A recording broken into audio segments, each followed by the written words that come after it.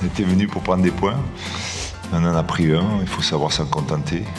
Je pense que ce soir, chacune équipe a pris un point, mais je pense que le bon point, c'est pour Lyon. Donc voilà, rien de plus. Il en faut peu pour être heureux, vraiment très peu pour être heureux.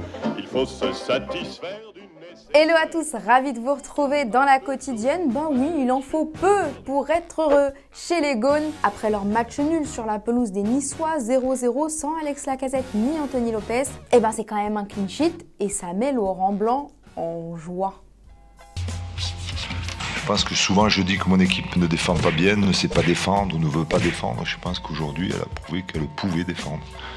Donc c'est un bon enseignement pour la suite. Je sais que certains vont dire c'est peu, mais il faut savoir s'en contenter. Voilà. Et ce qui est bien, c'est que ce match nul, et ben au classement, qu'est-ce qu'il nous donne? Dans la zone rouge. Alors je vous pose la question du jour, même s'il est un peu tôt pour se la poser, je vais quand même le faire. Pensez-vous que l'Olympique Lyonnais puisse descendre en Ligue 2 au terme de cette saison? Vous nous dites tout, vous justifiez votre réponse et demain, on sélectionnera deux commentaires. Dans le reste de cette troisième journée de Ligue 1, le Paris Saint-Germain s'est offert le RC Lens samedi soir, 3-1, dont un doublé de Kiki.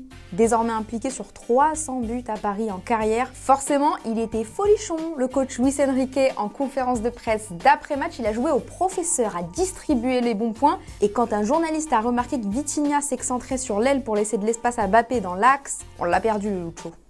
Muy bien, muy buen análisis. Bravo. Y como nosotros queremos que Kylian toque mucho el balón y tenga libertad, necesitamos que alguien fije a sus rivales. Y eso hoy eran Vitinha y Usman. Vitinha abría el campo y Kylian tenía libertad por dentro. Muy bien. Estás aprobado como entrenador. Et hop, dans la foulée, info téléfoot hier dans l'émission. Kylian Mbappé va-t-il rester au PSG cette saison? Réponse de Saber Desfarges. Roulement de tambour, oui, Kylian Mbappé va rester au Paris Saint-Germain et l'heure du choix s'offre à lui. À présent, 3 possibilités, partir libre à l'été 2024, prolonger une saison et quitter le Paris Saint-Germain et donc permettre à son club d'obtenir une indemnité de transfert ou bien signer un contrat longue durée. Une certitude, celui qui détient la clé de son avenir, c'est lui et lui seul, c'est Kylian Mbappé. Téléfoot, la première émission de la saison que vous pouvez retrouver bien évidemment en intégralité sur MyTF1. Mais qu'en est-il de Randal Kolo Muani, dis donc? Eh bien dans tout ça, il y aurait la volonté de Paris et de Francfort de trouver un terrain d'entente d'ici demain. Selon notre enquêteur Saber Desfarges, les Parisiens espèrent un accord pour moins de 80 millions d'euros hors bonus. Contrat de 5 ans en vue, le joueur veut rejoindre la capitale. Tic-tac, ça arrive. Et vendredi, je vous demandais si Kolo Muani était le joueur dont Paris avait besoin. Arthur, pour toi, oui, du fait de sa polyvalence devant. Et avec le nombre de joueurs de l'équipe de France à Paris, la connexion sera plus facile. Ulrich, tu nous dis non. Le PSG a besoin de se renforcer au milieu et de changer de gardien titulaire. Bah, l'un n'empêche pas les autres. Revenons à nos Lensois, bien malheureux après leur défaite, mais ils peuvent se consoler en se remémorant quoi? Eh bien l'arrivée d'Eli Wahi, bien sûr. Et pour vous, Téléfoot l'a suivi le jour de sa signature chez les 100 et or, moment d'émotion pour lui. On y croyait difficilement, Eli. Franchement, on partait de loin, mais on est très très heureux que tu aies choisi le projet de Lens. Tu vas incarner un peu ce renouveau au sein du club, mais ne te mets pas de pression. Nous, comme je te l'ai dit, on est un club familial et on est certain de ce qu'on fait et tu as toute notre confiance. En tout cas, je voulais vous remercier parce que, comme vous avez dit, Montpellier, c'est un club familial. Je sais que vous aussi, vous l'êtes beaucoup, donc en tout cas, ouais, vous remercier. Le reportage sur les secrets de son transfert, c'est à retrouver dès maintenant et en intégralité sur MyTF1, bien sûr, et ça vaut le détour.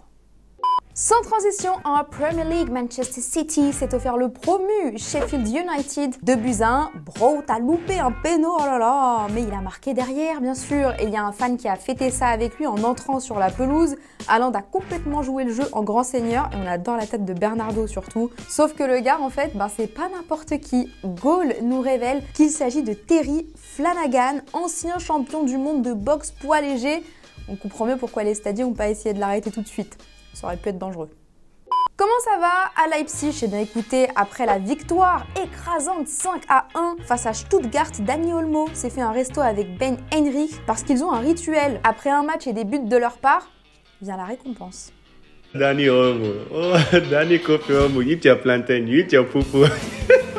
Show me a chop de fufu.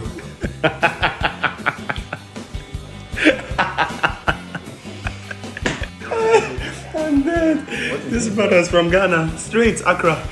Pendant ce temps-là, en Arabie Saoudite, il y a une vidéo qui tourne sur les internets. Du côté d'Al Nasr, après un entraînement, tout le monde a déserté. Vous voyez le vestiaire vide. Bah, il reste quand même un gars qui se bute à la salle, 38 ans, toutes ses dents, évidemment. C'est CR7. Quel professionnel, il va jamais s'arrêter. L'Arabie Saoudite, tenez, qui a officiellement un nouveau sélectionneur, Roberto Mancini. Il avait démissionné de son poste à la tête de l'Italie ce mois-ci. Il arriverait pour 4 saisons et sûrement un euro symbolique, hein, bien sûr.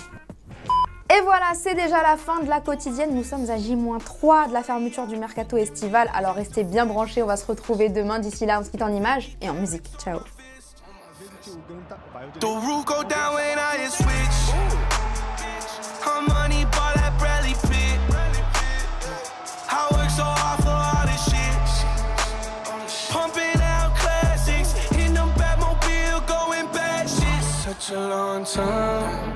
I've been waiting for a long time. Such a long time.